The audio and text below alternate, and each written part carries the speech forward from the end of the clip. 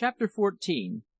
Strange Peculiarity of the Tides, also of the Twilight. Peterkin's remarkable conduct in embracing a little pig and killing a big sow. Sage remarks on jesting, also on love. It was quite a relief to us to breathe the pure air and to enjoy the glad sunshine after our long ramble in the Diamond Cave, as we named it; for although we did not stay more than half an hour away, it seemed to us much longer. While we were dressing, and during our walk home, we did our best to satisfy the curiosity of poor Peterkin, who seemed to regret, with lively sincerity, his inability to dive. There was no help for it, however, so we condoled with him as we best could.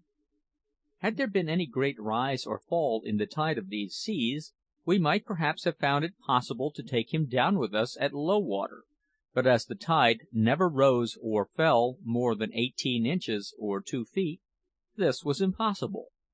This peculiarity of the tide, its slight rise and fall, had not attracted our observation till some time after our residence on the island. Neither had we observed another curious circumstance until we had been some time there. This was the fact that the tide rose and fell with constant regularity, instead of being affected by the changes of the moon as in our own country, and as it is in most other parts of the world, at least in all parts with which I am acquainted. Every day and every night, at 12 o'clock precisely, the tide is at full, and at 6 o'clock every morning and every evening it is ebb. I can speak with much confidence on this singular circumstance, as we took particular note of it, and never found it to alter.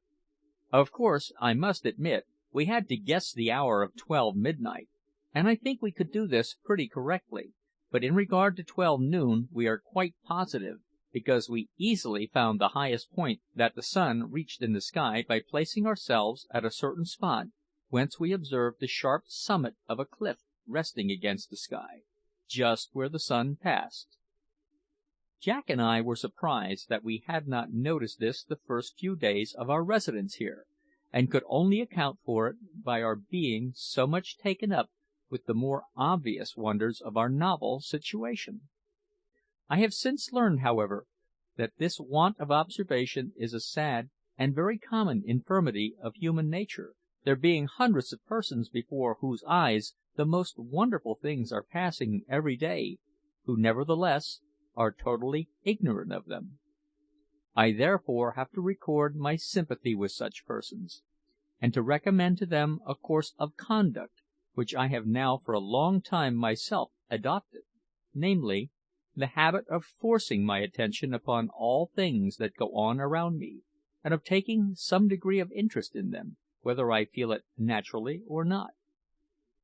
I suggest this the more earnestly, though humbly, because I have very frequently come to know that my indifference to a thing has generally been caused by my ignorance in regard to it. We had much serious conversation on this subject of the tides, and Jack told us, in his own quiet, philosophical way, that these tides did great good to the world in many ways, particularly in the way of cleansing the shores of the land, and carrying off the filth that was constantly poured into the sea therefrom, which, Peterkin suggested, was remarkably tidy of it to do.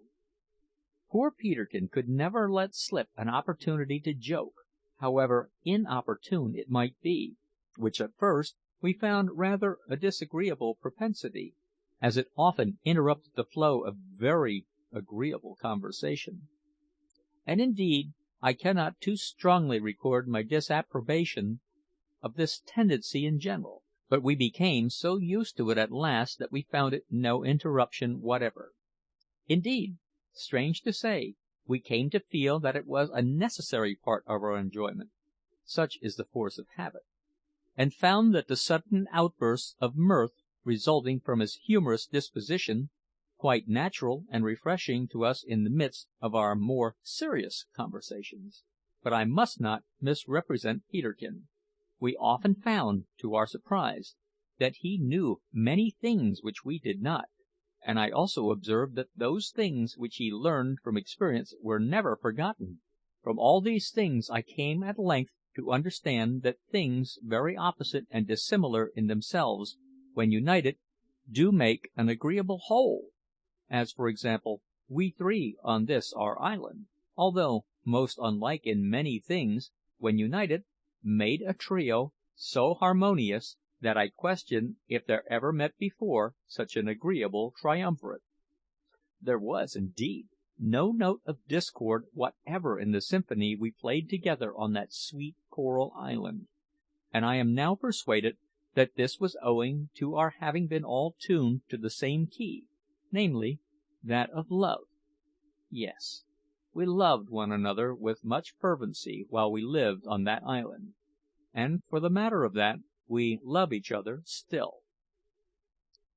And while I am on this subject, or rather the subject that just preceded it, namely the tides, I may here remark on another curious natural phenomenon. We found that there was little or no twilight in this island. We had a distinct remembrance of the charming long twilight at home, which some people think the most delightful part of the day, though for my part I have always preferred sunrise; and when we first landed we used to sit down on some rocky point or eminence, at the close of our day's work, to enjoy the evening breeze; but no sooner had the sun sunk below the horizon than all became suddenly dark. This rendered it necessary that we should watch the sun when we happened to be out hunting, for to be suddenly left in the dark while in the woods was very perplexing, as, although the stars shone with great beauty and brilliancy, they could not pierce through the thick umbrageous boughs that interlaced above our heads. But to return. After having told all we could to Peterkin about the Diamond Cave under Spouting Cliff, as we named the locality, we were wending our way rapidly homewards when a grunt and a squeal were borne down by the land breeze to our ears. "That's the ticket!" was Peterkin's remarkable exclamation as he started convulsively and levelled his spear. "Hist!" cried Jack. "These are your friends, Peterkin. They must come over expressly to pay you a friendly visit, for it is the first time we have seen them on this side of the island." "Come along!" cried Peterkin, hurrying towards the wood, while Jack and I followed, smiling at his impatience. Another grunt and half a dozen squeals, much louder than before, came down the valley. At this time we were just opposite the small vale which lay between the Valley of the Wreck and Spouting Cliff. "I say, Peterkin!" cried Jack in a hoarse whisper. "Well, what is it?" "Stay a bit, man. These grunters are just up there on the hillside. If you go and stand with Ralph in the lee of yon cliff, I'll cut round behind and drive them through the gorge, so that you'll have a better chance of picking out a good one. Now, mind you pitch into a fat young pig, Peterkin," added Jack as he sprang into the bushes. "Won't I, just!" said Peterkin, licking his lips, as we took our station beside the cliff. "I feel quite a tender affection for young pigs in my heart; perhaps it would be more correct to say in my tum." "There they come!" cried I, as a terrific yell from Jack sent the whole herd screaming down the hill. Now Peterkin, being unable to hold back, crept a short way up a very steep grassy mound, in order to get a better view of the hogs before they came up; and just as he raised his head above the summit, two little pigs, which had outrun their companions, rushed over the top with the utmost precipitation. One of these brushed close past Peterkin's ear; the other, unable to arrest its headlong flight, went, as Peterkin himself afterwards expressed it, bash into his arms with a sudden squeal, which was caused more by the force of the blow than the will of the animal, and both of them rolled violently down to the foot of the mound. No sooner was this reached than the little pig recovered its feet, tossed up its tail, and fled shrieking from the spot. But I slung a large stone after it, which, being fortunately well aimed, hit it behind the ear and felled it to the earth. "Capital, Ralph! That's your sort!" cried Peterkin, who, to my surprise and great relief, had risen to his feet apparently unhurt, though much dishevelled. He rushed frantically towards the gorge, which the yells of the hogs told us they were now approaching. I had made up my mind that I would abstain from killing another, as, if Peterkin should be successful, 2 were more than sufficient for our wants at the present time. Suddenly they all burst forth, 2 or 3 little round ones in advance, and an enormous old sow with a drove of hogs at her heels. "Now, Peterkin," said I, "there's a nice little fat one; just spear it." But Peterkin did not move. He allowed it to pass unharmed.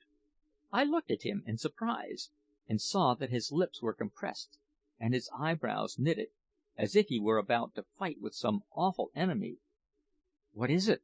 I inquired with some trepidation. Suddenly he levelled his spear, darted forward, and with a yell that nearly froze the blood in my veins, stabbed the old sow to the heart. Nay, so vigorously was it done that the spear went in at one side and came out at the other.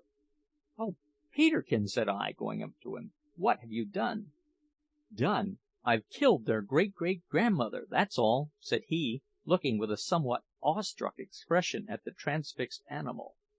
"Hallo! what's this?" said Jack as he came up. "Why, Peterkin, you must be fond of a tough chop. If you mean to eat this old hog, she'll try your jaws, I warrant. What possessed you to stick her, Peterkin?" "Why, the fact is, I want a pair of shoes." "What have your shoes to do with this old hog?" said I, smiling. "My present shoes have certainly nothing to do with her," replied Peterkin. "Nevertheless, she will have a good deal to do with my future shoes. The fact is, when I saw you floor that pig so neatly, Ralph, it struck me that there was little use in killing another. Then I remembered all at once that I had long wanted some leather or tough substance to make shoes of; and this old grandmother seems so tough that I just made up my mind to stick her, and you see I've done it." "That you certainly have, Peterkin," said Jack as he was examining the transfixed animal. We now considered how we were to carry our game home, for although the distance was short, the hog was very heavy. At length we hit on the plan of tying its 4 feet together and passing the spear handle between them. Jack took one end on his shoulder, I took the other on mine, and Peterkin carried the small pig. Thus we returned in triumph to our bower, laden, as Peterkin remarked, with the glorious spoils of a noble hunt. As he afterwards spoke in similarly glowing terms in reference to the supper that followed, there is every reason to believe that we retired that night to our leafy beds in a high state of satisfaction. Chapter 14.